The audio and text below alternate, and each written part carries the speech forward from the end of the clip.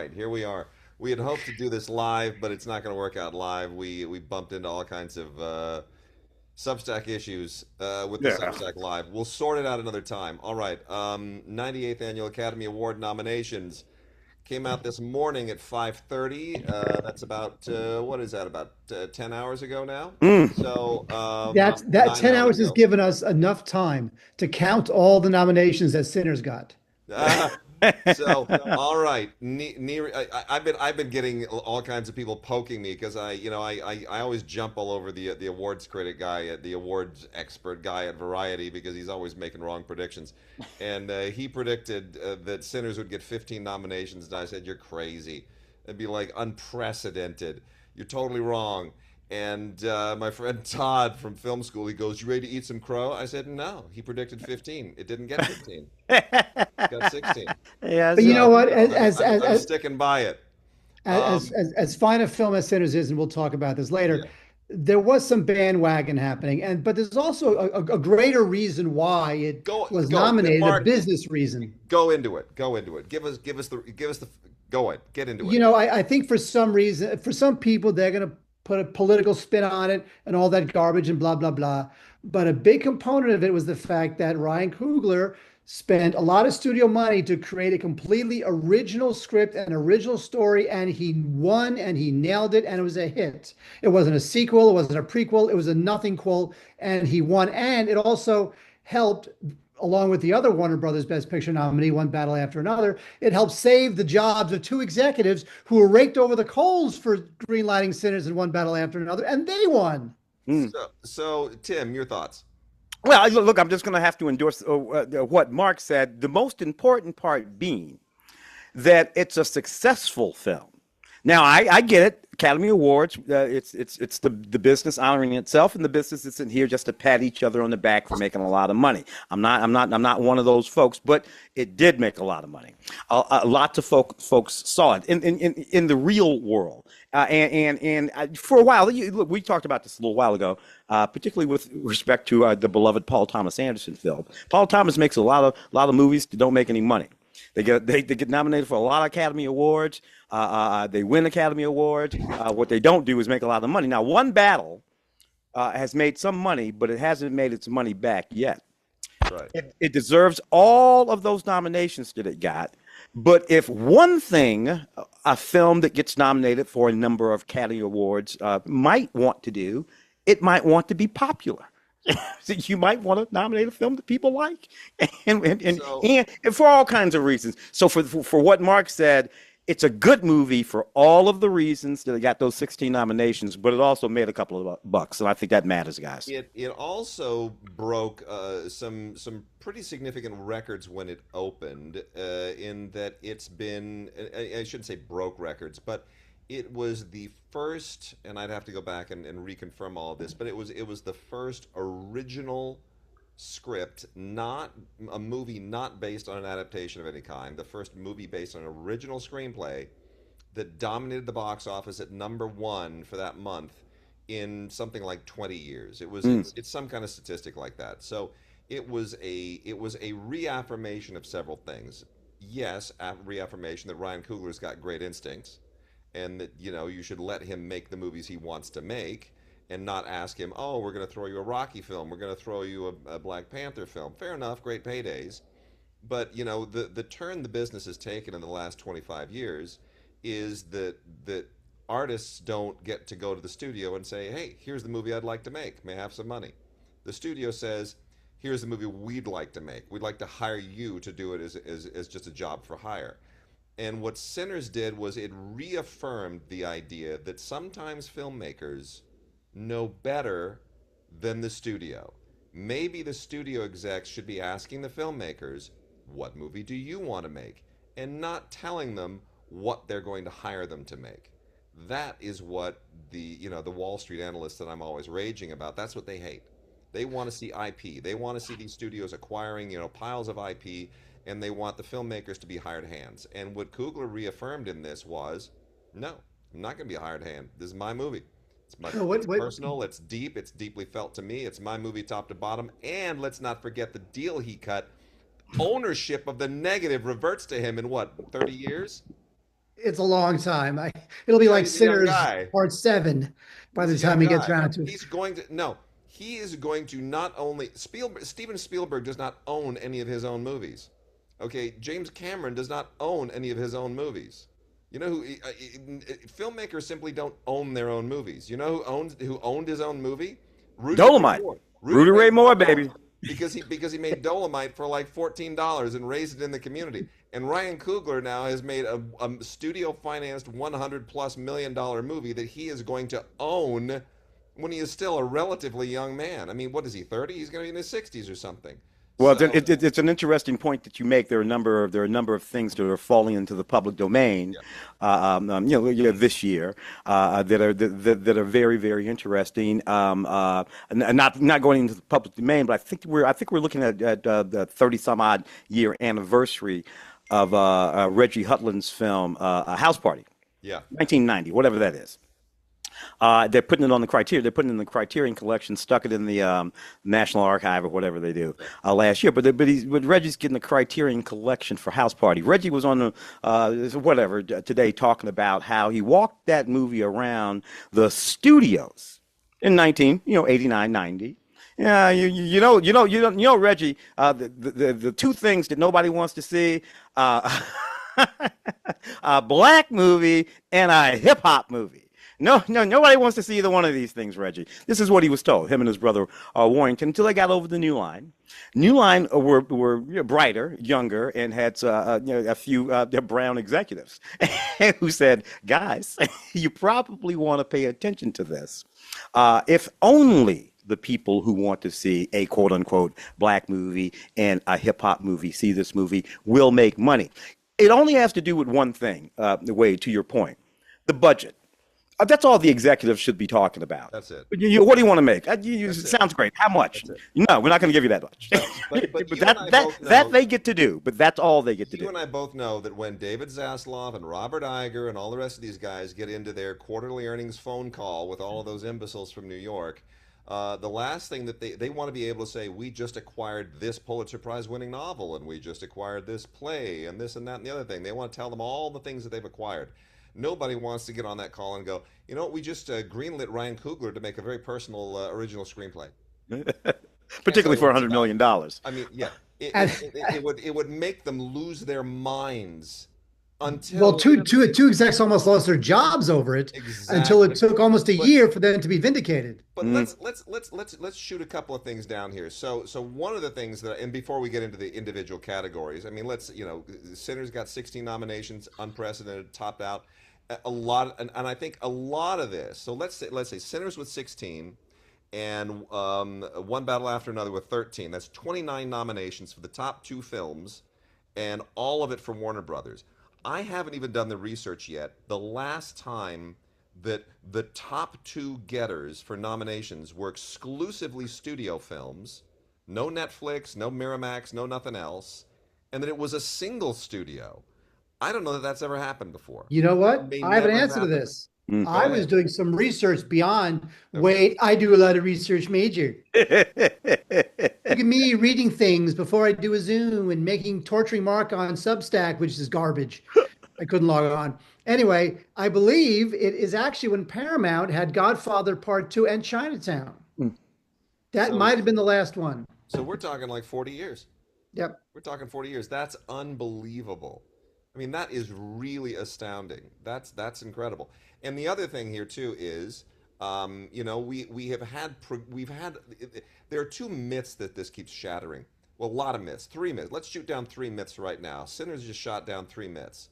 One, audiences don't want to see movies with black casts. All Gone. gone. Yep, gone. Gone. Been gone for a while, but it keeps popping back up. It keeps I popping think back up. I think this kind of money, though, particularly if you pair it with Black Panther Right.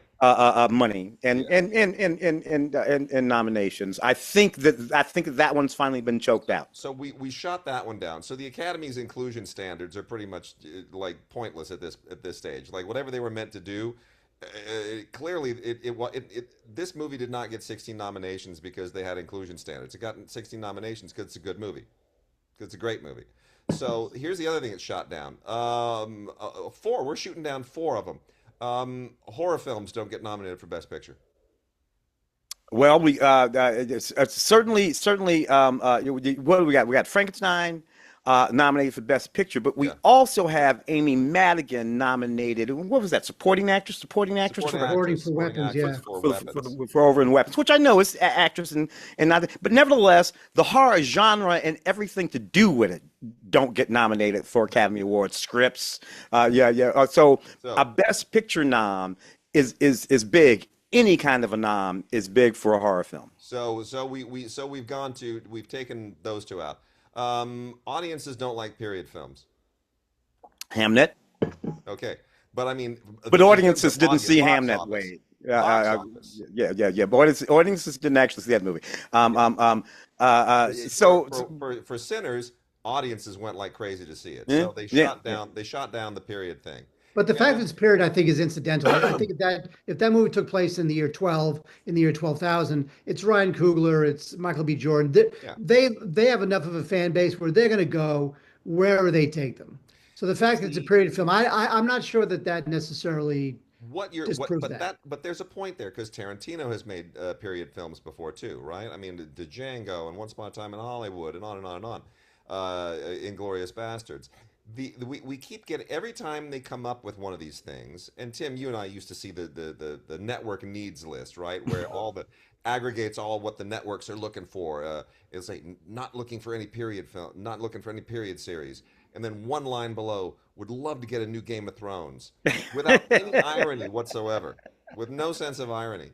So what we're saying is all these rules are dumb because every time somebody pulls up one of these rules, we come up with an exception and they say, well, but that's Ryan Coogler has a fan base. Well, but Tarantino has a fan base. Well, you assemble enough of those well buts, we've just shot the whole theory down completely.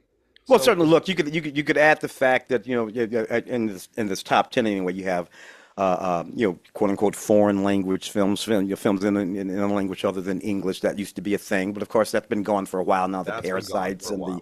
and all that kind of stuff. So one by one, these things do get knocked down. I don't think that it's untrue, whole and complete, that these things don't matter. Depending on exactly what the landscape is at any given moment. That they are written in stone is ridiculous. Absolutely. That's just not true. Anything might be true at any given moment. I look at these 10 movies. I know very well, Wade, that you hate 4 of these movies. I'm not going to. I'm not going to. You, if you want to, you We'll can. get But I to it. won't. We'll get to it. I won't. But I know you hate 4 of them because you told me personally. Yeah. So, but there they are. There they are. Look. I'm not crazy about 3 of them. Don't hate them, but I ain't crazy about them and not sure Right. what the hell they're doing on this list. F1.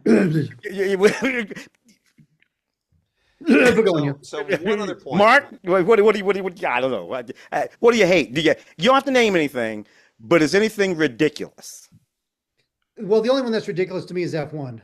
And he named it. No. I don't think it's F1. I don't see that, but it does But make my that- but point. that- That's not ridiculous to me. But I can see Run that is as solid. being the old-fashioned, sort of movie that I think the older Academy members might have liked, and the younger Academy members might have liked enough because it zooms and whatnot. Let me offer a theory here. Let me offer a theory. In all fairness, if this were 1987, if this were 1997, right? If we are 25, 30 years, 40 years ago, Sinners does not get 16 nominations. One Battle After Another does not get 13. I think you discount every single one of these nominees 30%. Every single one of them. And F1 does not get nominated for Best Picture, even in a field of 10, because we had inventory back then, because studios made a lot of movies that were Oscar contenders. What is the count? What is the studio count this year? Let me tell you, this is what is really super telling. If you look at it, Warner Brothers with 30, so there's a vindication for those executives. Then we go to Neon, Netflix, Focus, A24, Apple, Disney with 4, G-Kids, Sony Classics, HBO Documentary Films. Now we're into 1 nomination apiece. Universal is down there with one nomination. Sony Pictures Classic, Sony Pictures proper. Sony Classics only got two. Sony proper, which has won 12 Best Picture awards, all of them before 1987 when Sony took over, by the way, has zero nominations at all. None for Sony at all as a company in its entirety. I don't think Sony has the executive hierarchy to be able to greenlight really interesting films that much But they anymore. did for a moment. Moneyball was nominated. That Moneyball was a was Sony great film. That was nominated for Best Picture, whatever, 15 years ago or whatever. 15 years ago. But here's the thing. So what I'm saying is, because we have the major studios, with one exception basically, have completely retreated. Now Universal, I'll give a shout out to Universal. They did have Wicked. The first Wicked film got 10 nominations, including Best Picture last year. The new one, clearly they said, you know what, we're not going to do this 2 years in a row. This is like that Lord of the Rings thing. You know, you're begging, you're trying to squeeze more nominations out. It's a single film. This is part two. We gave this film 10 nominations last year. So look at last year. Those nominations apply to this one too. Well, you could not possibly up. nominate Wicked for production design or for any sort of design of anything. Movie. You can't, because it's the same movie, and that would be ludicrous. Now, I can say the same thing about those that Avatar. Yeah.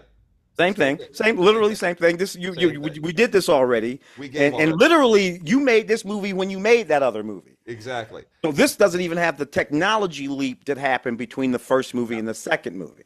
We gave already. I gave already. It's like walking.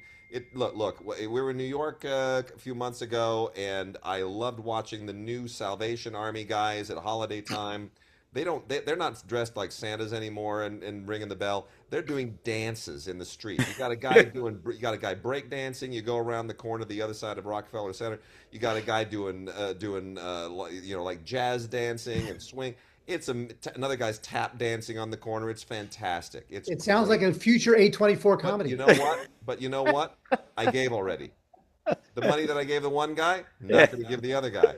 So, well, but the thing with Lord of the Rings is that I think that last film was very good, but also they rewarded New Line for betting the farm on those movies, and they won, so they just rewarded them for betting the farm. But the second Wicked film was terrible. Nobody liked it. See, well, my daughter loved it. I thought it was a better movie, pound for pound, than the first one. The kids made more money than One Battle. I know I keep coming back to the money thing, but you know, it's still one. They understand that Wicked on the stage is two acts and one musical, and they did this purely for mercenary purposes, so they weren't going to reward it. So Universal and Disney in the mix, Sony not in the mix. What this is saying is studios by and large have retreated from making Oscar caliber fare, with the exception of Warner Brothers, and Warner Brothers is the only studio to have won multiple Best Pictures over the last quarter century. Okay, I mean, it's like $1 Million Baby, and there's a few others. Universal squeaked in there with two in 2002 for A Beautiful Mind, and then they did it again with Green Book. Otherwise, it's all indies. But some of that also is because there's so many younger and more international members of the Academy now, ones that are not afraid of subtitles and don't mind difficult topics, that they'll vote for that stuff. The inventory is not there. What I'm saying is that the reason these films, like last year, Emilia Perez got 13 nominations. There is no year prior to the year 2005 where Emilia Perez is going to get 13 nominations. Maybe it got 4 in 1993, or maybe it got 2 in well, I'm trying to think of something that's an equivalent without the controversy, obviously. Yes. So strip the controversy away, but just style of film. You tell me, because I know you have A Kiss of the Spider Woman, obviously not just, but way back in with Raul Julia and all that. A Kiss of the Spider Woman. Did the film get nominated? I know that Film Raul. was that nominated for Best Picture? I can't remember. I have to I look don't into it. remember I either. mean, William Hurt won Best Actor. William Hurt Yeah, won Best Yes. Actor, right? but that's the kind of movie that back in 1980, You're blah right. blah blah, whatever the hell Yeah, it was, would be floating around up there. yeah. And at least those performances, if not So the actual movie. let's get into the actual nominations. Let's dive into the actual nominations. So let's go in the order that they go in the press release, alphabetical order. Actor. Timothy Chalamet, Leonardo DiCaprio, Ethan Hawke, Michael B. Jordan should have gotten 2 nominations, one for each part, and Wagner Moura in The Secret Agent. So we tend to get a foreign language role notched in here now and again. What Wagner Moura did not get a SAG nomination, so that's interesting. Mm. What do we make of these 5? Is this the 5, or is there a snub somewhere? Well, I suppose who's that kid that played Springsteen in that movie that Oh, Springsteen Jeremy movie Allen that White. flopped? I, Jeremy, I don't think that yeah, movie was not liked enough. And Paul it was. Mescal would be the only one that I would think of that Yeah. got snubbed. And maybe, okay, there's Paul Mescal, there's Dwayne Johnson, who I thought was great in Smashing Machines. Smashing I thought he was Machine. transformative in that. Did you I thought think he was Josh great. Brolin was the lead in that horror movie? What's that horror movie? With Weapons, Weapons. which Oh, is very good, Weapons. by the way. Was he a lead? Was that a lead? I think everybody in that movie is supporting. That's an ensemble deal As because an they're all ensemble different deal? Oh, well, chapters. they have that casting. They have that. Well, I guess we'll talk about Yeah, that later. But they have yeah. that casting award now. That's also what kicks the nominations up is that we have a new category this year, Yeah. and we used to have an extra category. We used to have a couple extra categories, right? For a minute, they had the best original score for comedy, which was dumb. Like music is music. Like don't Golden Globe my Oscars, and they got rid of that after like 5 years, and then they also had for the longest time we had sound effects editing, which they claimed, well, no one knows the difference. And then in one year, literally the last year, 2 different films won it, and it won a sound and sound effects editing to like disprove their argument, but they didn't go back on it anyway. So all the sound is now under a single category. So we're now back to 24 categories. Fair enough. Kind of feels like it lives there. A lot of people don't think that casting should be a category because how do you know if it's the casting director or the director? Nonetheless, Ridley Scott's protestations notwithstanding, we've got Oh, 24 really? categories. Taylor Hackford. There were so many. I got to Oh tell yeah, you, I interviewed Lynn Stallmaster. Stallmaster, Yeah, yeah, Still Master, legend. yeah. Obviously before she died, but years before she died, and there's a great doc at which she is the center. A bunch of casting directors, Mhm. but she's the center I of it. know one of the producers who put money into that, and And and I got to tell you, that after came out watching that doc, as far as I was concerned, yeah, these casting by casting by, it was Mhm. released about 10 years ago, basically paved the way for this category, and it was designed to. That was the idea. It yeah, was to yeah. say, look at these people. There's no Oscar for them, and next is going to be stunts. We're going to start giving a stunt Oscar. I guarantee And you. just like Fall Guy, that the disaster with Emily Blunt and whatever Ryan the other Gosling. guy, Ryan Ryan Gosling. Gosling, that was that they really used that to pave the way for the best stunt Oscar. They did. All right. So Joel Edgerton, I would say So Joel Edgerton, a mild snub, not really. Dwayne Johnson, I get it why he didn't get it, but he was great in that movie. And the only real snub would be Paul Mescal. all right. So let's now move to performance by an actor in a supporting role. We got Benicio, who just always gets nominated for playing weird parts. Jacob Elordi, Delroy Lindo is a bit of a surprise here. Sean Penn and Stellan Skarsgård. A lot of people expected Jesse Plemons to come in here because he was amazing in Begonia. Maybe for my money, the only interesting thing in Begonia. The only nomination. Now, see, I now would you're have giving yourself away. it's the only I like that nomination I movie. would have given Begonia, and it got everything except Jesse Plemons. I was trying to be Um, nice. so Mark Kaiser and Tim Cogshell, is the Academy sending a message to Jesse Plemons? We want you to gain weight again. I won't do it. I He, won't you know, do it. he looked at it. He's been looking anorexic lately. He's been looking unhealthy, as the Jews would say. No, but he He's looks looking not healthier than he healthy. just said. He wants to be around for his kids. Like he lost the weight so that he's going to be around for his kids. He used to be a little What pudgy. kind of reasoning is that? There you go. Yeah, as if you didn't before. Look, this is what I feel about this group of people. Benicio, absolutely. With this much time, he did this much work. For people listening and not watching, I'm doing hand gestures, and that was just extraordinary. I'm sorry, Jacob Elordi, even wrapped in that Frankenstein suit, couldn't get around being a pretty model. for me. And that's just The a emo fact. Frankenstein. I'm like, dude, you're still hot. So I'm not, no, shut up, get away. Delroy has had this coming for a long time. Now it Yes. is has had this coming for a long time kind of nomination.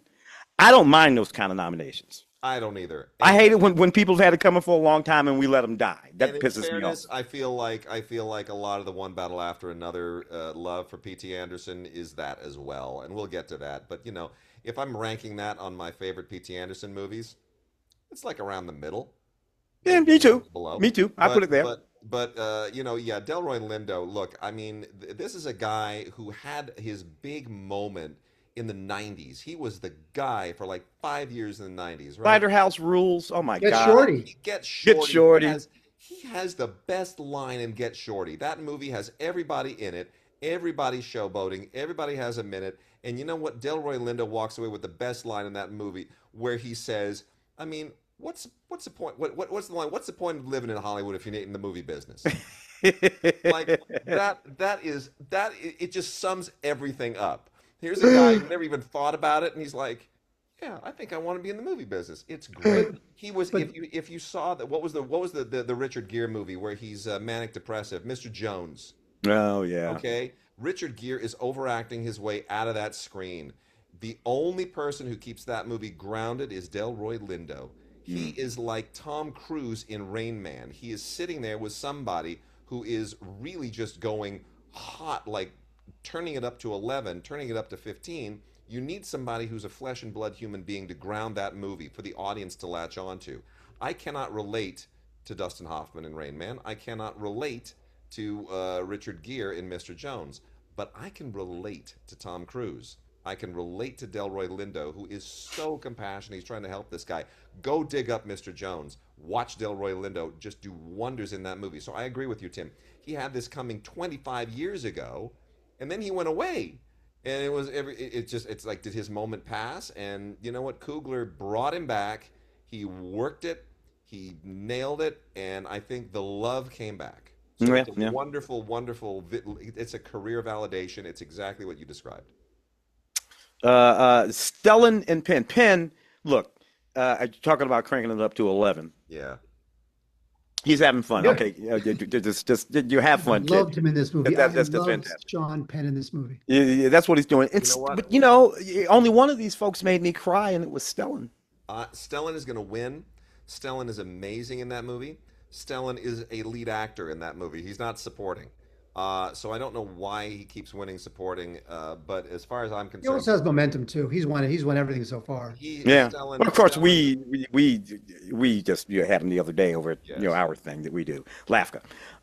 So I guess we're cheating, but yeah. Stellan's tremendous in that movie. I mean, he is tremendous. He is just it's a enormous performance, and I think because he does play a filmmaker who has all of these conflicts and these issues with his kids and his family and all of this stuff, I think that's going to carry the day because there are so many people who look at him and they see themselves in that dilemma and they think, "Oh, I'm that guy. I made that mistake. That's my relationship. That's my daughter." You know who this was supposed to be?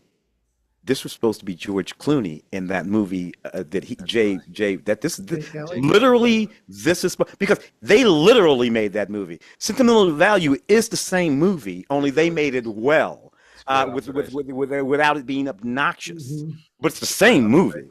Yeah, but we can connect with Sentimental Value. Everything that's happening in J. Kelly. Kelly. Yeah, I want to smack that guy, but Here's it's the what I'll same say. damn movie. Here's what I'll say about Sean Penn. And I know you said you love him, and I love Sean Penn in the same way that I love from House of Gucci. Jared Leto. Adam Driver Jared Leto. or Jared Leto. Jared The Leto. same way that I love Jared Leto in whatever movie he is acting in.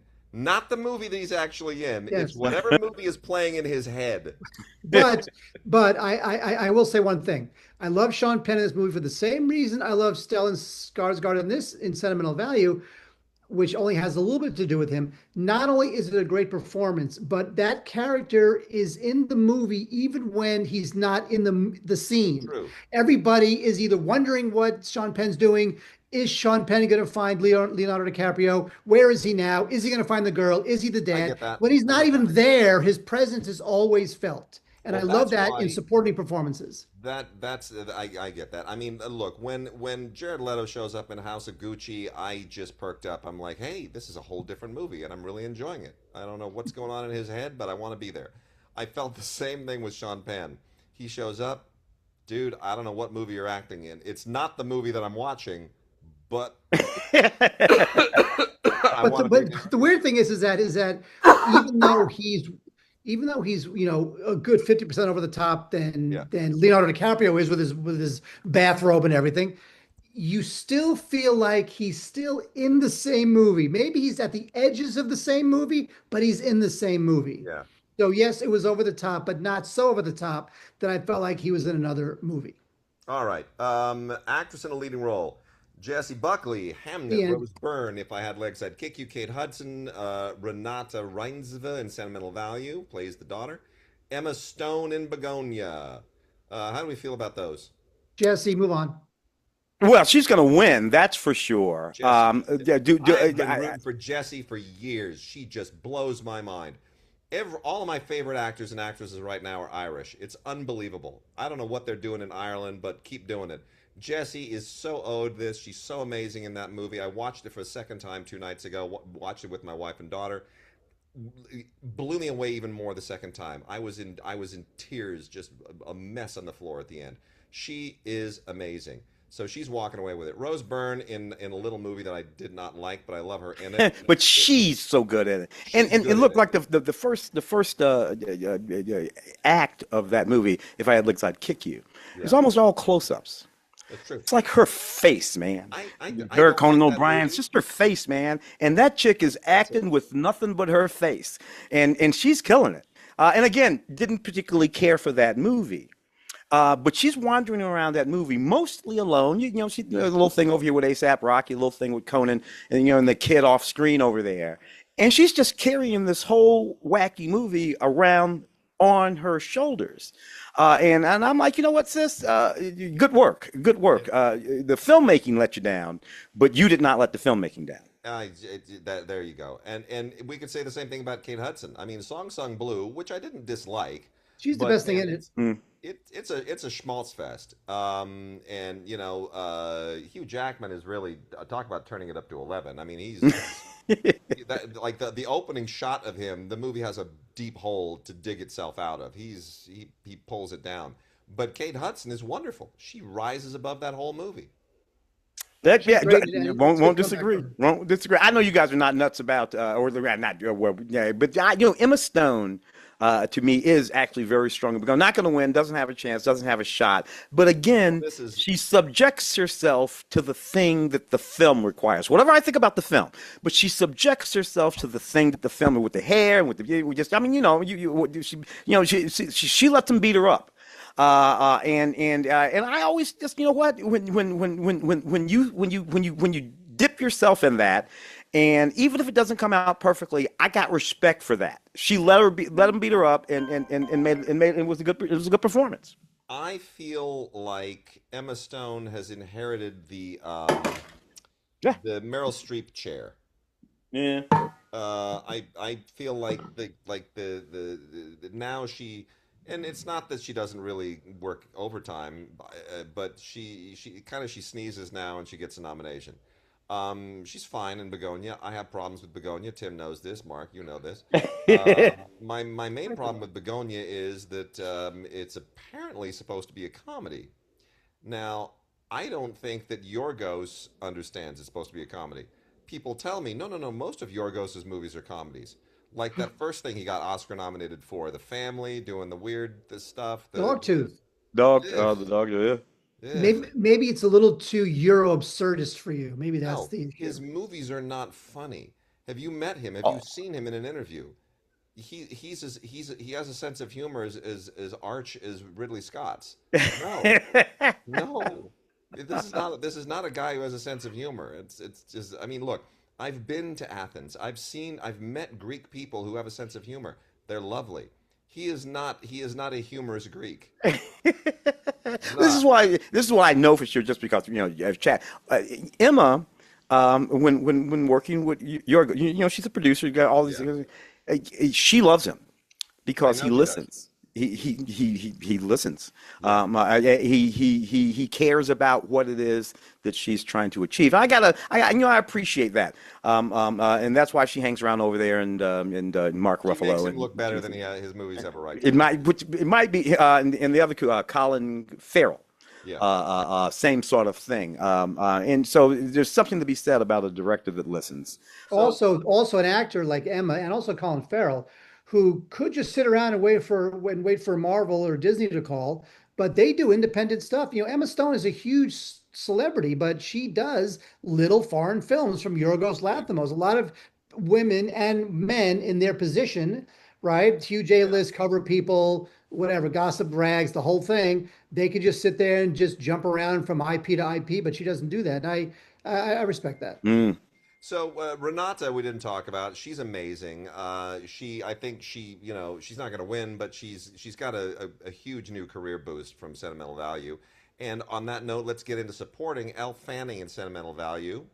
Wow, I didn't see that coming, to be honest. As much as I love the movie, but I should have. She's great. She was in a film last year that I think in the other biopic for Dylan. Yeah, And I think a Mhm. lot of people thought that she was going to be the one who got nominated for that. But it ended up being the young woman who played the other character, and not Elle. And I thought Elle was she was kind of one of the better things about that movie to me. Look, I'm a big ridiculous Elle Fanning fan. I've known her, I've been talking to her, running into her since she was like something ridiculous, 3 or 4 or 5. That's how long she's been around. And she's just really, really, really, really good, I think, in this film. Tiana Taylor, what you said, Mark, about how it just didn't matter to you that he goes away from the movie. I think it was Del Rolando. same Same thing. thing with Tiana. She Yeah. leaves this movie. I don't know, not even what third act. It's second act. She's out of the movie. She's first act practically. I mean, You know, no, you're right. She's like a pebble that you throw into the pond. The ripples just keep going she's and in the going movie. and going. She Just like what ripples. you. I think you were talking about Sean Penn, Mark. Yeah, Mhm. When she's not in the movie, she's still in the movie. yeah. And you got to. That's got to be something, right? Well, No, sure. and that's what's interesting. So, I mean, I find this category really very. This may be the most interesting category, partly because Inga Ibsdottir Lilius got nominated, which is like the whole cast from Sentimental Value got nominated. That's four more actors from Sentimental Value than any other film. Sinners got three. One Battle got three. So that's amazing for Sentimental Value. The four actors from one movie. But they're not going to win. I think this is, Wunmi Masaku is fantastic in Sinners. Also not going to win, but really great. Fantastic for her.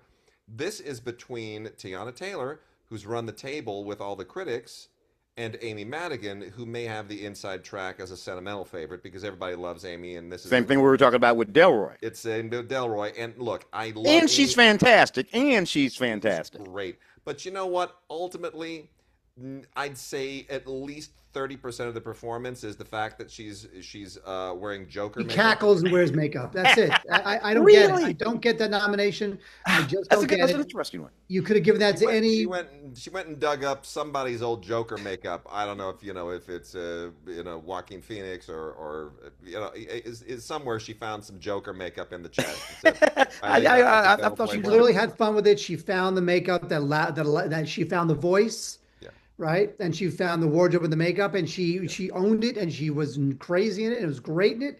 But yeah, there's great for that movie, and then there's give them an Oscar great. yeah. I don't know if that's give them an Oscar great.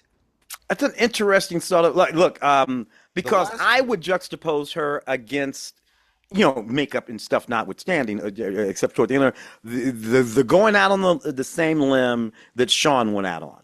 yeah. I think Amy and Sean were out on the same limb. Different movies, but I think that they were out on the same limb. And for that work, yeah, I don't know. I'm like, yeah, baby, go there. The last two people who wore Joker makeup and got nominated won Oscars. Yeah. I'm just saying. Heath. Just saying.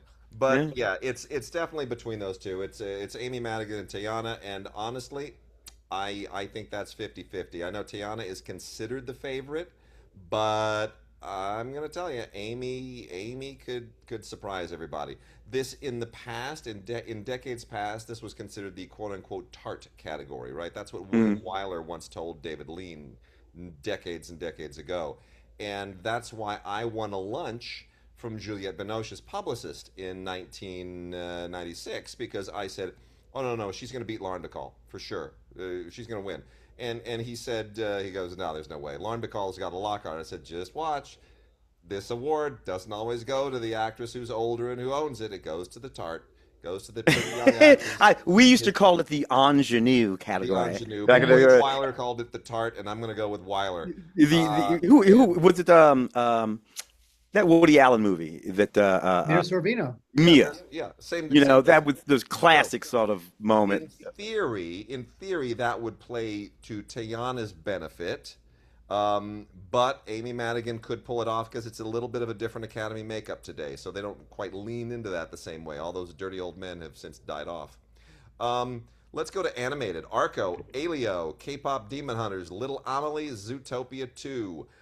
Fascinating to me that there is only one legit kind of traditional. I mean, even though Elio is a Disney film, Zootopia 2 is sort of, I mean, the only billion-dollar franchise here. This used to be just mega films, and now we got GT. Pixar. Where's Pixar? Yeah, yeah, no Yeah, Pixar. Don't where see no indeed? Pixar. Where Disney, indeed? No but no Pixar. Pixar. Yeah. Yeah, it's wild. 'Cause So who wins this? I Uh, guess it's K-pop only because all these other, these Elio, I don't think is very good. I think it was like we got to give him five. We need five nominees. Give it to Elio. It's Disney. You can't lose. Zootopia. I like the Zootopia films. I think they're fun. Love Zootopia 2. I love it. You It's know, great. I think it's better than Zootopia 1. Little Amelie Arco is annoyed poetic. me, and Little Amelie I thought was very sweet, but it might be a little too subtle for the Academy. Be honest You with me. can't lose with K-pop. Be honest with me. Do Mm. either of you like K-pop Demon Hunters? I didn't understand it, so I can't say I just didn't understand what the hell was going on, I man. thought for the first two-thirds, it was surprisingly cute and surprisingly self-effacing. But then in the last half hour, it's got to get into the whole super battle with the monsters and the demons, and everyone's flat out. I don't know what the hell's going on So anymore. here's the thing. In the world of anime, this exact storyline exists like it's literally like every third anime series. Oh, these girls form a pop band and then they fight monsters. Oh, these girls form a pop band and then they go into another dimension to fight aliens. Oh, these girls form a pop band and then they fight vampires. Oh, look, these girls and these boys form a pop band and they're gonna go fight monsters in another dimension in another century. But Literally that but storyline is the one of the most common recurring ones over the last 20 years in anime. but here's what K-pop has. It has the earworm songs, and it has the ignorance of most of America to know what you just said. Mm. If the Academy were comprised of 85% girls my daughter's age, I would say K-pop Demon Hunters is a lock. Well, I'm so not is SpongeBob for best film. Yeah, you I'm give Yeah. not SpongeBob best sure film. I'm not sure the Academy membership is going to go in that direction. They may, they may, but I would not be surprised to see Little Amelie be an upset. Could be. We Yeah. gave it to Latka. We Hey, obviously we the gave it. triplets of Belleville, X Yeah. number of years ago. I don't know. Sometimes I think the Academy is, just has to do the bright thing, and so maybe the bright thing is simply nominating K-pop Demon Hunters because a certain amount of audience is just going to be tuning in to see that, right? And because a certain amount of audience is just going to tune in to see whether or not their movie's going to win. I don't know. It seems to me that you almost have to give it to K-pop Demon Hunters because I know I can write the headlines for the next morning if that movie don't win. Yeah. And if that movie don't win, the Academy is going to be kicked in its proverbial balls by a certain But demographic forever if that movie let's don't win. let's remember, you said you didn't understand it. Yep. Mark, did you understand it? Some of it, and then I lost it. Okay. My daughter has been raging at me and laughing at me because I literally gave it 20 minutes, and then I said, "I don't know what the hell's going on here," I thought and it I was turned it off. cute. Really? I can't. I can't. Time's precious, man. It's fun for Uh, a bit. It was fun for a bit, but I could no, but I could not sort out I mean, what you said, I got all of that, but the underlying what's going on, none of that. Now, my niece told me, were you listening to the words in the songs? I'm like, hell no! What the hell? And first of all, I couldn't understand the words. I can't do. They're singing with these high pitched voices. I can't hear any of the words in the songs. She's like, well, you have to know what the songs are about. You have to follow the songs. The songs are part of the narrative. I'm not doing that. I'm just not. So this is just not for me. So all right. that's what I feel So, about that. best animated short. We're all so up on this. So I'm going to roll the dice here and say The Girl Who Cried Pearls will win because it's the National Film Board of Canada, and Mm. because one of the filmmakers has a Polish name that it looks unpronounceable, Maciek Szczebowski.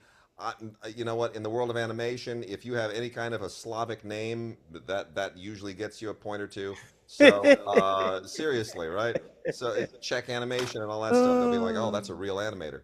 No, Uh, you got look. Seriously, let's divert. Just to take a sidestep. You all both know that if you walk into a pitch meeting in Hollywood and you have an accent, you have an advantage. You do. You do. Does is that that, include a Brooklyn accent or a St. Louis accent? yeah, Doesn't matter. yeah. No. British accent, Nigerian accent, Australian accent, Japanese Arabic accent. I don't accent. care. It doesn't make it makes no Doesn't make a difference. difference. They'll take you more seriously. Okay. All right. Achievement in casting. This is super interesting to me. Francine Maisler, that's it. She's the icon. Well, It could be Francine Francine Maisler Maisler is for who cares? She'd yeah win. for Mm. the first ever casting award. They're going to want to make it symbolic, and Francine Maisler is. They will. Tim. It's the same thing that you were just saying. That the headline afterwards, like, how could they not give it to Francine? Everyone knows Francine. She is. She truly is the giant right now in the industry. She will get it because Mm. Sinners is really a hell of a casting job. I mean, that is a big cast. It is an incredibly rich collection of characters who have to work with an awful lot. Half the cast turns. I mean, I'm not giving anything away here, but half the cast become vampires at a certain point. So the performances modulate to 180 degrees. Um, it takes a lot of big risks, and you got to tip your hat to some of those choices are amazing. I mean, Jack there's O'Connell, yeah, a couple times. Yeah, yes, he's in that 28 Years later, he's years great in next that. one. Film later. And again, his name's not, but he could have been. yeah. He is chilling in that movie. He is chilling in that movie. And I will say, One Battle After Another is also, interesting casting, but it's an odd movie, so it doesn't the people don't interact with each other to the same degree, right? They're not all One battle is easier. Look, what you yeah. got Leo done, Benicio done. I mean, you can sort of walk around that movie, and you got a lot of people that you're done. The girl, the daughter, good little chunk of casting. Whatever her name is. Look, Sinner, part of casting is not who's even best for each role, but are these people going to create chemistry on the screen together? And everybody in Sinners is in and around that speakeasy at one point. Like they're all in the same building or right outside it. They're all there in the same place. So that you need chemistry. Everyone is interacting with everyone else. So yeah, Yeah. I think Sinners wins this in a walk. Mm. Cinematography: Frankenstein, Marty, One Battle After Another, Sinners, Train Dreams, It's not going to win, but I thought Train Dreams was so gorgeous. Oh It's my beautiful. just not going to God. win. Yeah, Insanely beautiful. I look. all natural light too. All natural light. Yeah, Marty Supreme. That's more about production design than it is Yeah, I cinematography. agree. That's all I'm saying about Marty Supreme. And editing too. All that the cinematographer had to do was just bring it all down create a little density. That's all you really had to do. Yeah, I give, One Battle After Another, I give Paul Thomas Anderson most of the visual credit there, not necessarily Michael Bauman, not taking anything away from him, but, P.T. Anderson is a very, very engaged guy. He picks his lenses, he picks his angles. Marty Supreme, I thought looked horrible. I think that's just an A24 look that some people like. I can't stand it. Frankenstein's beautiful. Any other year, that might even win it. Sinners is freaking amazing. I mean, if you saw Sinners in IMAX, holy cow, does that movie jump off the screen? I mean, Mm. it's a big screen movie. I think any other year, Sinners would probably win it. But right Particularly that now, big fire scene. But Train Dreams is the thing that it's is the cinematography. yeah, yeah. That But is. I think what might happen is if Sinner starts to run the table and there's a bunch of bandwagon wins, the cinematography, which by the way, it Good. was beautifully well shot, has nothing to do with merit, Mm, but it could be a bandwagon win. Mm. yeah. All right, let's go for costume design. Avatar. I don't know what the costumes are. They're like digital loincloths. I've got. I don't. Seriously, I don't know. I heard that this morning and I kind of perked up and I thought, seriously, for what costumes? Like I don't. Are there costumes? Um, I guess it had to be because I didn't see any like naked blue You know what's funny about genitalia. this Avatar? Can I say something about Avatar? Because by the way, this show will go 6 hours unless we move this thing along. No, we're moving Yeah. But along. here's the thing. Here's the thing. Yeah. Somebody, I read this or I heard this or someone said this to me about the Avatar films, is that the Avatar films are like Cirque du Soleil, where you're not going like when you go to Cirque du Soleil, all you want to do is just be bathed in the annoying Frenchiness of it. Yeah. It's like a mood. That's really all the Avatar films are. You're not there for the story or the characters. You're there to bathe in the environment. It's like going to Cirque du Soleil. Someone said that, and I thought, you know what? I'm almost there with that analogy, but I know where you're going with that. Mm. It- Wouldn't disagree with I it at all. That I find that as someone who goes to Cirque du Soleil for the writing, um, I take offense at that. So costume design, Frankenstein. Lafka gave it to the Sinners, if I'm not Yeah, mistaken. and look, I would say Sinners would have a shot if not for the fact that Ruth has already won two. Mm. So I think being nominated again is it just puts her into elite territory. But Ruth is already a legend. I feel like this is between Hamnet and Frankenstein. I don't know why Mighty Supreme is there. That's just ridiculous. Is almost as ridiculous as Avatar. I kind of feel Steve, like Frankenstein and Hamnet are going to tug at this, but you know what? Ruth could get a third. Mm. but I kind of feel like Hamnet already has the historical basis with Yeah. which to create their costumes. Frankenstein felt a little more just sort of created from. Yeah. And because again, this goes to the accent thing. Hamnet who's the nominee for costume design? Malgosia Turzanska. Just sounds like I thought you were somebody. about to agree with me. You're actually disagreeing with me. I know. I'm saying. That's that you take that seriously. Very Turganska is just a costume designer. Is it? You know how shallow people are. Anyway, directing. Josh Safdie is lucky to be here. The guy admitted that he doesn't even block scenes. I was sitting in the theater and he goes, "Oh, blocking? We don't do blocking." I was like, "Oh my gosh, are you serious? You just handheld the hell out of it." So no, Josh Safdie shouldn't be there. Joachim Trier is phenomenal. Sentimental Value Mm. is just unbelievable. I thought Chloe Zhao, the Hamnet is the first of her films I have unapologetically loved. I think they are without a doubt my favorites of this group. Coogler a close third. P.T. Anderson, One Battle After Another. It's like middling of his films for me. And I think he's done better, but he's probably going to win because it's the career award. Mm. That's okay. I'll Yeah, buy that. yeah, Because the thing is that he doesn't make that many films, right? How many Paul Thomas Anderson films are there? Eight, maybe something like that. Yeah. something like that. I So mean, what do you give to and when he's plus 65? you also figure you're looking backwards at all the great P.T. Anderson movies, and you go like, we kind of got to give it to him. Chloe, yeah, we gave already. Safdie, yeah, they figure his time will come. Trier, his time will come. Coogler, we know his time will come. So we're gonna give it to P.T. Anderson. That's how I I see it. like it. I'm on Feature, board. documentary feature. Wow. Alabama Solution. Come see Wow. the All great. of these films deserve and I can think of a few more. Every one of these films was absolutely crushing. And Uh, about 10 others that didn't make the nomination. yeah, Like the entire yeah, short list was impressive as hell. yeah. Although I'll say this, and then Tim, I'm curious to see hear what you think because I had a problem with The Perfect Neighbor, not because it wasn't a tragic story and all that sort of stuff. It just felt like another Netflix true crime documentary Yeah. that throw it in the pile. There's another 10 of them on Netflix that look and feel. I'm not talking about the story and the tragedy of the story. I just mean the way it's put together, the way it made me feel. There's another 10 of those on Netflix right now. Whereas the Alabama Solution and Come See Me in the Good Light, which I thought was very lovely, Yeah. and that would I think I it's those like those a two. lot. I think it's those two. Cutting Through the Rocks is good. Mr. Nobody Against Putin is good, but I think Come See Me in the Good Light and the Alabama Solution. It's a horse race between those two. Yeah, those are definitely at the top. Mr. Nobody Against Putin, simply because of the presentness of the subject matter. I think that might give it something. It's because I mean for anybody who doesn't know, it's just about this little teacher guy who makes this film documenting the moment when the sort of indoctrination of his students began.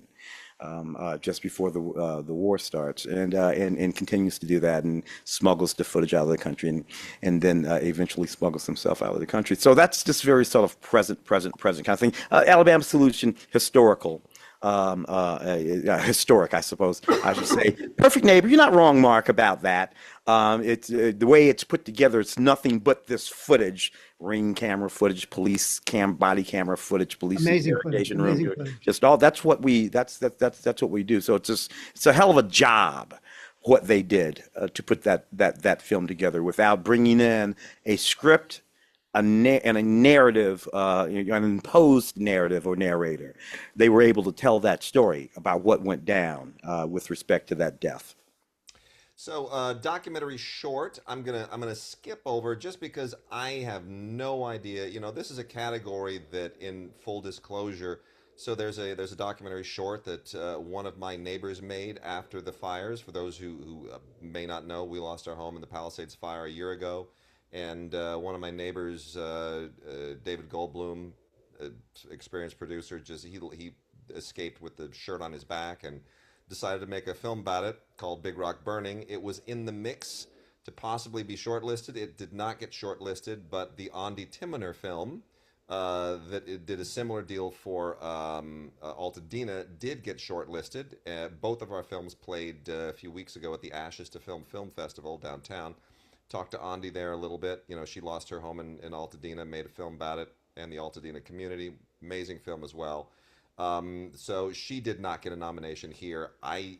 Because I've been so immersed in that process and being close to one of the contenders, I don't know what any of these films are. Mm. But there's a couple of HBOs in here, and there's a Netflix one, and my guess is it'll probably go to one of those. Your guess is as bad as mine. Yeah, indeed. Achievement in directing. Sorry, not directing, editing. Achievement in film editing. So, Steve Mirioni, who we know very well, my wife has worked with him many times in the past. He's a good friend. Got nominated again for F1. He will not win because he won for Traffic. He's an amazing editor, but F1 is sort of like as incredible as it is. It's like the commercial film stuck in here. Ronald Bronstein and Josh Safdie from Marty Supreme. That whole movie is editing. I don't know what they shot, but somehow they got something halfway coherent out of it. I still don't like it. Mm. But that's why they're nominated. One Battle After Another, Andy Jurgensen, just because it got nominated for everything else. And then we get Sentimental Value and Sinners. My choice here would be Sinners, which I think is a superbly edited film, paced like gangbusters. The tension, the suspense, the scares, everything that movie does in the editing is a work of wonder. That is expert studio editing. It is polished. It is beautiful. I don't think it's going to win. I think One Battle After Another will probably win because this usually pairs up with the director. But I don't know. What do you guys think? I think that you're right. I mean, one battle that would be a bandwagon win, right? It started one battle, starting to run the table, you give it editing. But with Sinners, I think in terms of when to tighten the grip and when to loosen the grip, that sort of stuff, Yeah. no film did it better than that this year. Look, you're both right. One Battle and Sinners. One Battle and Sinners both involve a lot of editing. Yeah. Many, many, many, many, many, many, many edits. Sentimental value involves almost no editing. Per cut, I swear to God, if you were to lay either one of these three films up together and just do edit cut count, I doubt that there are a third as many actual splices Yeah. of the film in sentimental value than there are in either one of those two films. Now, Well, to me, that's good editing. yeah. Sure. So Sometimes with these categories, it's like it's not the best editing, it's the most editing. the Like most editing. F1's going to win because they're going zoom. Now, when I watched F1, because I thought about this, I really took a look at how often they cut in F1, and not as much as you would think. Not like Rush. No, No. no, not like Rush. Rush No, from the tire, from the bumper, from the bird shitting on the car. It's just everything. Even during the races, they stayed on a shot for a couple seconds, a few seconds, which is like more than I thought that they would, considering it's F1, it's Brad Pitt, it's a big exciting IMAX thing. I was surprised by that actually, in a good way. Yeah, yeah, and I like all of these, but sentimental value. Most of the time, I'm just, it's just two or three people talking, and usually when it's two or three people talking, it's a two shot or a three shot, so that they don't have to do that round, thing. They do it when they do it, but generally speaking, they'll let them stand there and act, and I just love that, man. I just loved it. Thelma would do that. Best international film of the year. This is the strongest this category has been in a very long time. Secret Agent from Brazil. It was just an accident from France. Sentimental Value from Norway. Sirat from Spain, and The Voice of Hind Rajab from Tunisia. So let me just knock this apart a little bit. Sirat, I just think is indulgent nonsense. That film gave me a headache. It went nowhere. It makes no sense whatsoever. People wandering around in the desert listening to loud music.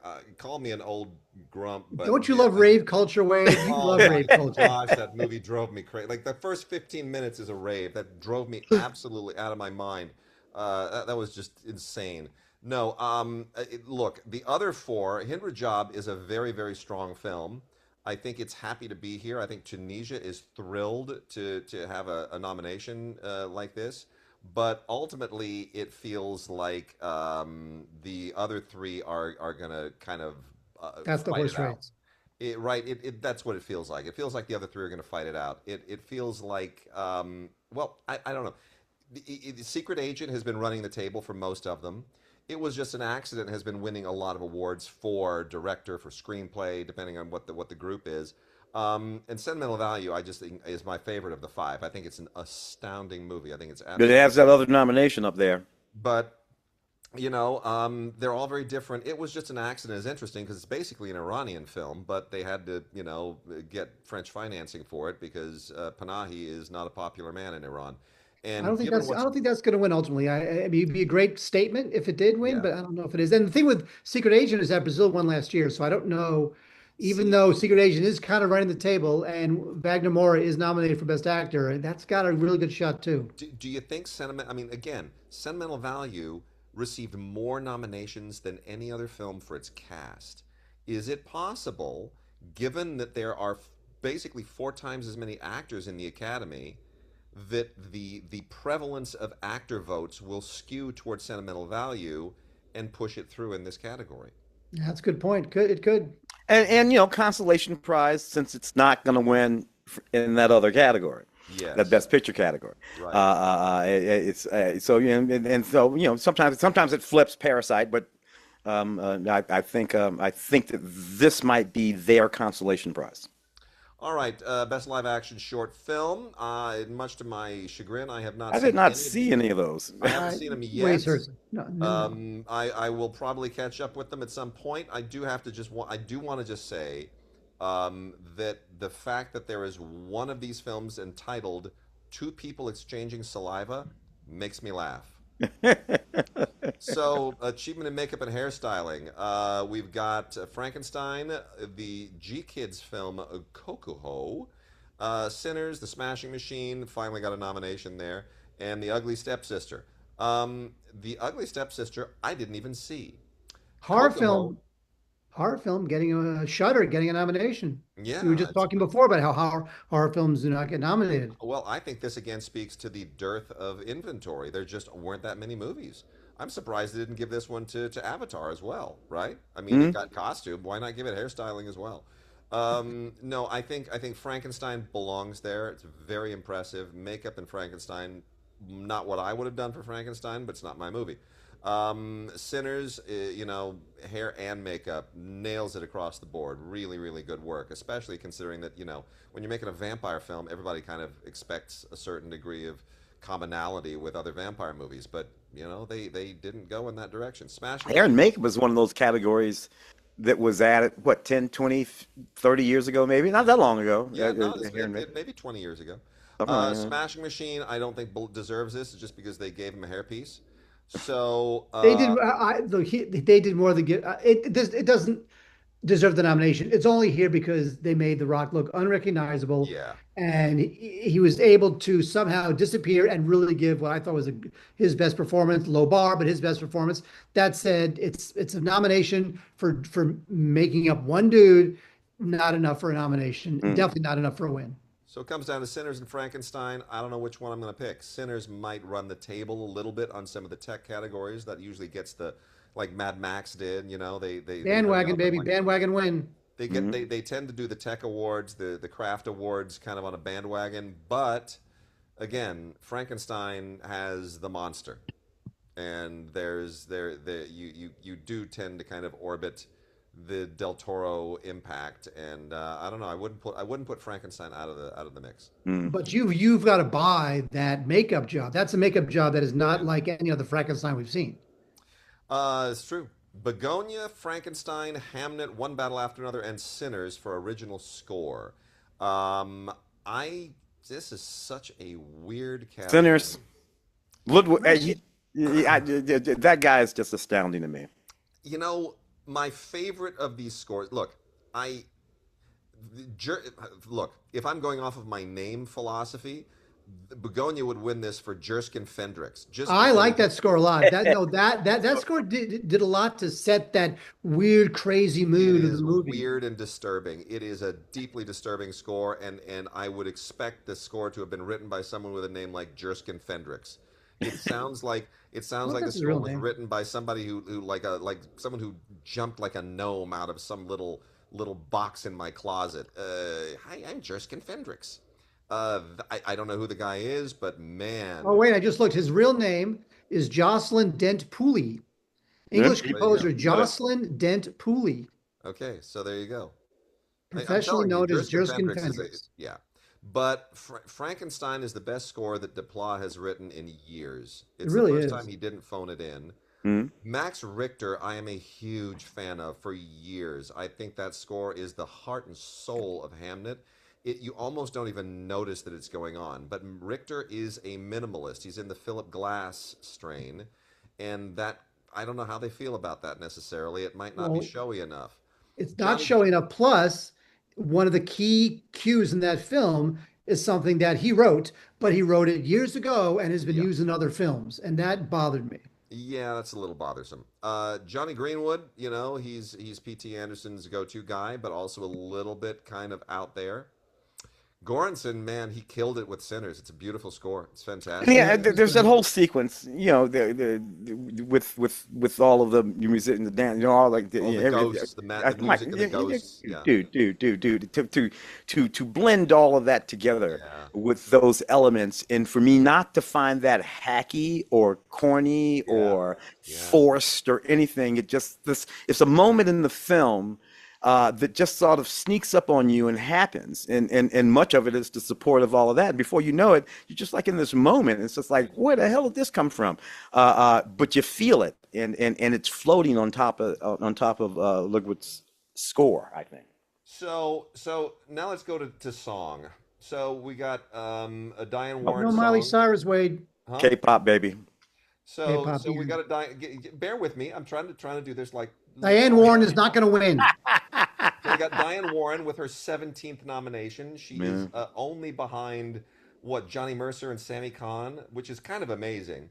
Except she has never won, like 17 nominations without a win. So Diane Warren, will this be the year for her to win for the song "Dear Me" from the movie about her? Diane Warren, Relentless. Will she win for the movie about her? No, Yeah, probably Poor not. Diane Warren. no. It's just funny that it's a song she wrote for her own movie. It's a whole thing. So Diane Warren's going to go home My favorite empty-handed. Diane Warren song, by the way, is the theme for Enterprise, and I do not say that jokingly Yeah. in any way whatsoever. Tim, I mean Tim, it fully. I love that Tim, song. is no, that was the song over the opening credits, the first Star Yeah, Trek yeah. story. Russell Watson sings it, Okay, but Diane Warren wrote it. Tim, So we are no longer friends. I'm going to say here that this other song, "Sweet Dreams It's of the Joy" from worst. Viva The Verdi. worst. Tim, Wade, first of I've all, broken Wade, Mark. I broke him. He's broke. you broke me. That is such a garbage song. I can't even begin to tell you how horrible I that can. song is. It's been a long time. I can sing it for Oh, you I don't right want to now, hear that on bro. a Star Trek I got to back series. this up, Oh, gentlemen. what Stop us, adventure. baby. Stop us. So bad. Gentlemen, "Sweet Dreams of Joy" from Viva Verdi. Did you see Viva Ah, Verdi? No, I never heard of it. Neither I did did. anybody else. And it's a beautiful doc or film about that. Is this the one about that home that I, Verdi built I have for the old absolutely no people? idea. I didn't see it. I hadn't heard of it. I don't know what it is. It's a beautiful, beautiful film. That song's not going to win. So that No. leaves, now this leaves three songs. This leaves the absolutely beautiful, beautiful Nick Cave song from Train Mhm. Dreams, which is beautiful. It leaves that amazing, haunting "I Lied to You" from Sinners by Raphael Sadiq and Ludwig Göransson, which is Mm. haunting and wonderful. And I love both of those songs because they're not typical movie songs. They're not end credit songs. They're not music show tune songs. They come from the soul of these two movies, right? Like Train Dreams, that song is right from the soul of this movie. "I Lied to You" is the soul of Sinners. And that is why I believe that Golden from K-pop Demon Hunters is going to win because it's just an Yeah. absolutely just totally mercenary K-pop pop tune. Uh, Yes, that should have been a very quick conversation. Yeah, yeah. I just had to go there. So now we're into Best Picture. We're going to get to other stuff afterwards. Let's do Best Picture now. Let's just get it out of the way. 10 films: Begonia, F1, Frankenstein, Hamnet, Marty Supreme, One Battle, Secret Agent, Sentimental Value, Sinners, Train Dreams. Got a couple of foreign language films in there. Clearly, neither of them is going to pull a Parasite. What are we looking at here? What's the horse race if there is one? It's between Begonia and F1.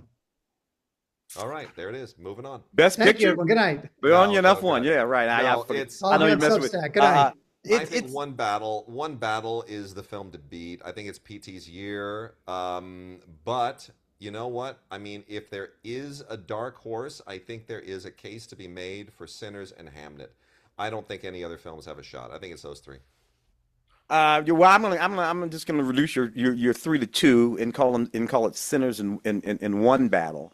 And you know, I look, in terms of the Academy, I'll lean toward One Battle.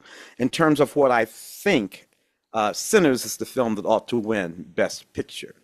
It just should. And you know, I mean, we got the big Academy Award thing we're going to be doing here in a while. We'll go and all of that, but it just should. More importantly, those two films on this list are just about. And I'll let you have Hamnet. There's a reason why we did that. I have issues with Hamnet, but I'll let you have Hamnet on that list. That's about it. That's about it, as far as I'm concerned. For this list should be. When's the last time it was only five? 2008, I think. Has it We been 15 years since they instituted the Yeah, it's like we Across the 2008. Valley? I think you was know, the last. I think it was. I think Slumdog Millionaire was the last winner from a field of five. we could have got this down to five, and I could do it easy. F1 is gone, Oh yeah, Frankenstein is gone, Begonia's gone, Marty's gone. Yeah. I down get rid of those without even a conversation about why. Yeah, if it's Uh, down to five, it's Hamnet, Sinners, and One Battle, and then a couple others. I mean, and that could be Train Dreams is beautiful. It's Secret lovely, and Agent. Sentimental Value is beautiful. Yeah, That's fine. but There's they're your not five. going to win. yeah. Production design. Boy, this is interesting. So, production design: Frankenstein, Hamnet, Marty, One Battle After Another, Sinners. Look, I think. Let me just say something. It takes a lot of genius to come up with orange ping pong balls. So We got a whole box of them. Did Yeah, you get your box of ping I pong balls did from get my box I of 824? the with the can and the whole thing. yeah. Yeah. So let's just cancel Marty Supreme out because it's too brilliant for words. It's so head and shoulders above everything else. They won't be able to comprehend the genius of that. So that leaves four films that are actually deserving of the nomination. Frankenstein is astounding. Hamnet is fine. It's nothing, that we haven't seen before, like Shakespeare in Love. One Battle After Another, I wouldn't necessarily put here. So honestly, I think it comes down to Frankenstein and Sinners, and it'll probably go to Sinners. So do I. I think Hamlet, there's just too much precedent for those sorts of films Yeah. to look that way for it to Well, give it an let's Oscar. be honest. Frankenstein is probably the more impressive overall with the castles and the ship and the ice and all the stuff that's going on there. But a lot of it is CG. What's going on in Sinners was built or Yeah, dressed. thank you. Frankenstein, Yeah, when it's not CG, what is there looks like production design. exactly. When we're in a room or something like that, Yeah. this is well, it looks like production design. And then when we're not looking at production design, we're looking at CG. Whereas Sinners, there's not I recognize those rooms. I Yes. recognize that feel. I Those recognize the cars. inside of that church. So Those I recognize those cars. cars. Yeah, it's all there, and it all looks like stuff I've seen in the world. And the other reason I give it to Sinners is because I always come at everything from the point of view of bringing out performance. And the act, this is why I think, you may have a case to make for Ruth Carter to get another one here too for costume, because the production design makes the actors better. The actors are clearly enjoying living in those spaces, feeling those clothes, feeling those props, the soil. It sets the stage for the performance. So I think that the production design is an enormous contributing factor to that ensemble award that it's going to win. Mm. So I think Sinners wins this one. Agreed. All right. Sound. Boy, this is always a weird category. F1, Frankenstein, One Battle, Sinners, and Surratt. Surratt should certainly win for loudest. It made my ears ring. One Battle After Another. I'm not quite sure why that's here, other than the Mark's bandwagon theory. It's not like there's a moment in One Battle where I thought, "Hey, that's some good sound work." Um, Frankenstein, sensational mix. F1, unbelievable. It's not just all gears and motors in F1. That's a really beautiful mix. Um, Sinners is tremendous. I mean, if you saw it in IMAX, gosh, you felt every footstep, you felt every punch, every breath when they're breathing. You almost felt them sweating. The sound work in Sinners is spectacular. Mm, Sinners may win this, but Frankenstein and F1 are showier. mm, F1 is the kind of film that the Academy loves to recognize for this kind of stuff. You're right. It's not just gears changing and motors going up and down and all. And there's a whole soundscape to what one of those races sounds like, and they move through it very, very nicely. Sinners, look, man. Again, it's like the stuff in Sinners, that fire Yeah, in terms of sound was just astounding. There's a sequence in Sinners where you can hear the cicadas. yeah. And so that kind of stuff, I think, that brings me to again the super duper real place. It's just kind of breathtaking for me. Different than Surratt. Again, like you said, it's loud. Yeah, I don't know what that's doing there. yeah. That's probably the younger members of the Academy saying, "Oh, I love rave music. I'm going to give it. That I'm was going to banging. actually see my rave band get an Oscar nomination." Yeah, whatever. So we're down to visual effects here. We're almost at the end, gentlemen. We got three more categories. Visual effects. When did that go to five nominees? Is Mm. this the first year of five? 2001, wasn't it? No, visual effects. Visual effects. It went from three to five, maybe a couple of years ago, or is this the first year? Can't remember. Mm. Anyway, this is really interesting to me. Here's what's interesting to me. No Marvel film, Mm. no superhero movie, no DC movie. 2010. I mean, we've got Jurassic World Rebirth, which that just seems to be filling up space because more dinosaurs, really. The Lost Bus, didn't see it. Sinners definitely deserves it because I don't know where the visual effects are in that. Like I don't know where visual effects let up and the performances take off. I Mm. know that some of that flying stuff is CG, but that's it. Otherwise, that movie pulls off all kinds of amazing, very seamless visual effects. Avatar, been there, done that. No, but I would probably personally give this to F1. I think F1's visual effects are just seamless and superb and really make the movie. Because you really don't know the difference between what is No, practical and what is a no, special no. effect in that movie. I Yeah, just assumed it was all real. I did too. Yeah, And you lost Bust. That Ron Howard movie about the bust, and it was harrowing, and it was harrowing because the folks are on the bus, fire outside the bus, everywhere. I never detected fake fire.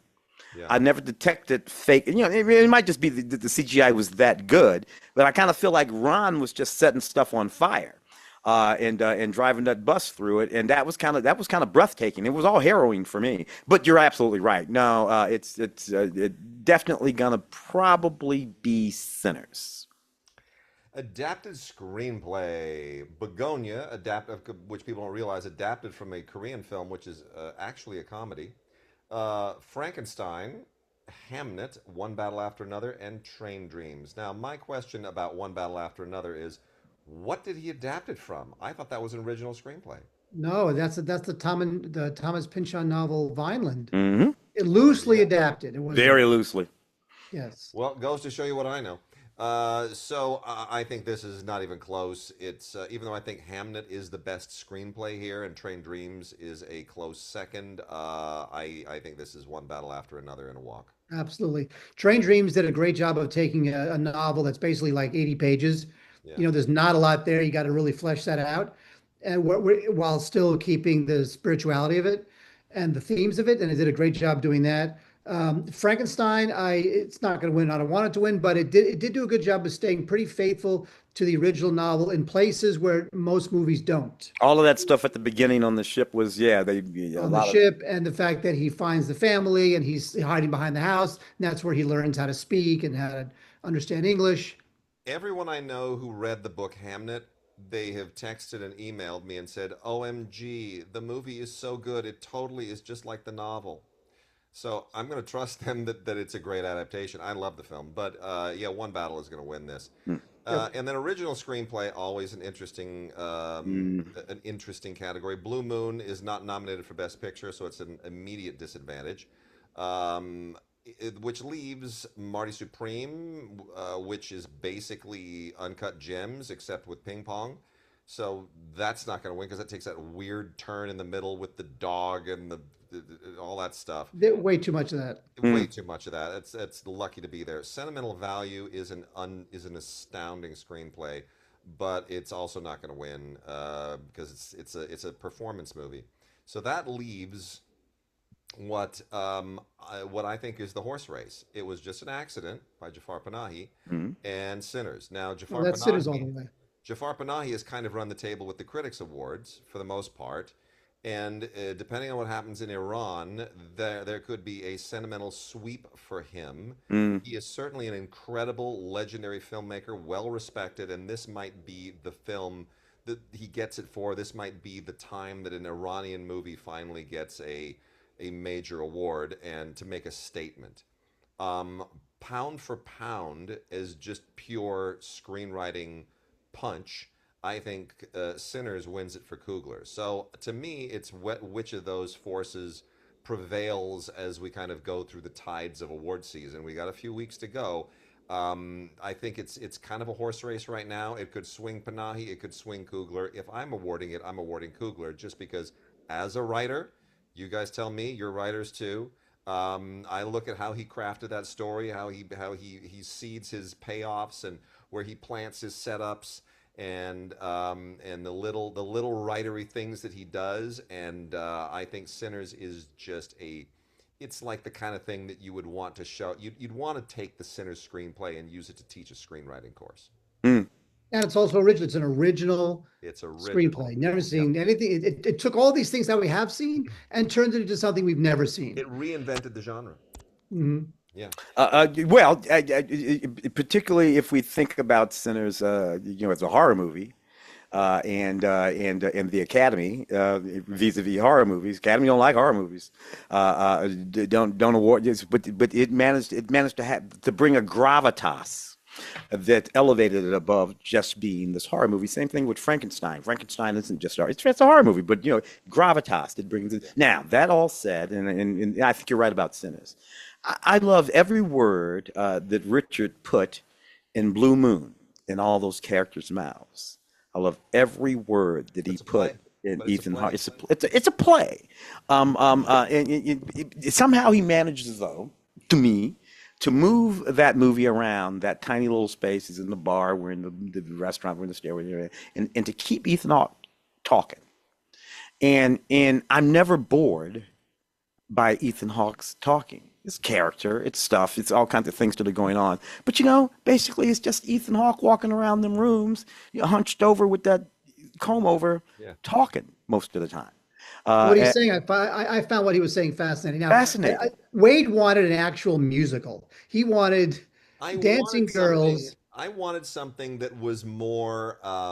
Look, if you're giving me a story that involves Rogers and Hart and Hammerstein, all three of them in one movie, I need some stuff. I need But the some the stage movie stuff. is it's his eulogy for his own career. It's like he I get starts that, but here look, and then slowly he part of this is realizes he's dead part of meat. this is the poison of expectations. I had no idea what I was walking into. I went with my wife, and there was a screening in the middle of the day. We could go and see it while our daughter's in school, because this ties in with a lot of the stuff that we're doing in Buzz.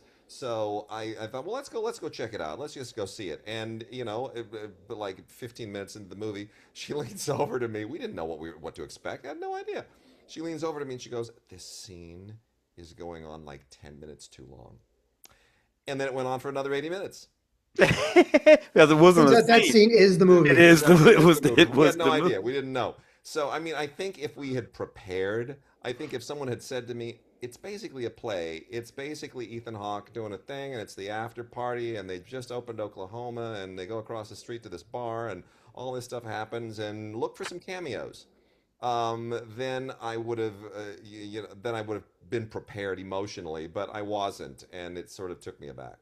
Yeah. By the way, I Yeah. have to say this. Speaking of Oscar, speaking of Yeah. Roger Hammerstein, we recently, when I say recently, I mean 3 days ago, redid our TV room and with a new rug and new carpet, new couch and chair ottoman. Fantastic. And I thought, how are we going to inaugurate this new room? You know how we're Well, going to do it? You and I are going to do some more audio commentaries like we did on your old couch. that's true, but we did not do that. I left it up to my wife and my mother-in-law who's here, and we Yeah. decided to watch. Speaking of Rogers and Hammerstein, we inaugurated my new room, The King and I. Ah. I don't know why. Why would you choose The King and I I of be you know all? what she wanted to see a musical. Okay. I had just we had just seen we Singing in the Rain for the 4,000th time. I'm not a huge King and I fan. It's sort of grown on me over the years, but I'm not a huge King and I fan. But she said, and she's my wife, and she cooks for me, so I have to say, yes, dear, King and I will be fine. Well, let me tell you Now, that now I'm choice. standing. I can't help it. I You immediately know, went here. Mark, the only thing that I can say about that choice Hmm. is a puzzlement. Etc. Is a Etc. puzzlement. It's a Is a puzzlement. puzzlement. It is a puzzlement. It is a puzzlement. But you know what? I it was Um, it's annoying, and then it slowly wins you over. Well, you well, think about the King and I, because I mean I don't know, maybe they've done a remix or whatever of the whole soundtrack or something like that, but you're just not going to get the full use of the surround I mean, with the King and I, Mhm. it's all going to come out of that one single mono channel. That's Oh, it. basketball's about to start, boys. The all Lakers right. play. The Clippers That's it. play. We Alexa, are pause. we are done, folks. Thank you, gentlemen. That's our breakdown. Hope we have helped people ease into the Oscar season a little bit. And I'm going to do a little bit more of a breakdown as an independent post, I think. So, but with that, Quick thing. Alexa, pause. I have to do that first. Here's the thing. This year in movies, there were lots and lots of really good movies. There were. And you know, we are still, I think, though, in a situation of where we're going to have to figure out what movies are going to play where. So like a lot of these movies that we're looking at here that are really, really good, but they didn't make any money in terms of box office revenue. So I think we're still there, guys. We got to figure out. It's not about good movie, bad movie. Lots and lots of good movies everywhere. But will this good movie make any money at a theatrical box office or during a theatrical box office release? That's a different question. We need more movies, and we need more wide release movies. We need inventory for the theaters to prevail, for there to be a good field for commercial purposes, for awards purposes. We need a lot of movies. There are going to be this year, quite likely, for the first time in history, over 100 studio wide releases and over 100 independent wide releases. That is great for theaters. Now, we'll see if we can push it there with the studios. We've been under 100 since before COVID, right? We dropped and we haven't gotten back to that with studios, but the independents picked up the slack. But an independent wide release is usually 600 plus screens. A studio wide release is 3 to 4,000. So there's a big range from in there. There's still thousands of screens that are, even when the independents pick up the slack, there are thousands of screens that are not getting movies versus when studios do their wide releases. But I think this is a promising development. I think if we can start really dividing the spoils like that in the next few years, we're going to get to a really, really healthy place. But the studios have got to get off of their duffs and start making movies for theaters again. That's the only way to do this. And with that, thank you, everybody. We are done. Enjoy See the you, all right, gents. guys, thank you.